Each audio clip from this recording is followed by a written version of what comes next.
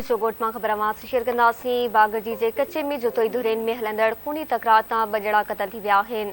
पीर जोगोट में खबर शेयर कई पिया। बिनी धुरेन में झड़े दौरान फायरिंग में अब्दुल जब्बार ऐं साजिद जुतोई माची विया आहिनि। धुरेन विच में वक़्फ़े सां फायरिंग जो सिलसिलो हलंदड़ आहे।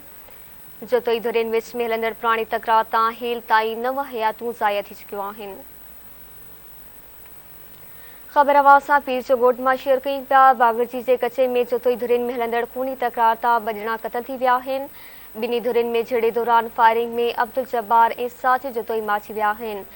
धुरेन विच में वक़्फ़े सां फायरिंग जो सिलसिलो हलंदड़ आहे। जुतोई धुरेन विच में हलंदड़ पुराणी तकरार तां हेल ताईं 9 हयातूं ज़ाया थी चुकियूं आहिनि।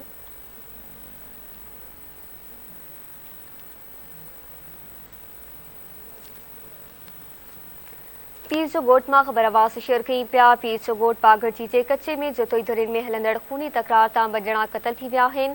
बिनी धुरेन में झड़े दौरान फायरिंग में अब्दुल जब्बार ऐं साजिद जुतोई माची विया आहिनि। धुरेन विच में वक़्फ़े सां फायरिंग जो सिलसिलो जारी आहे।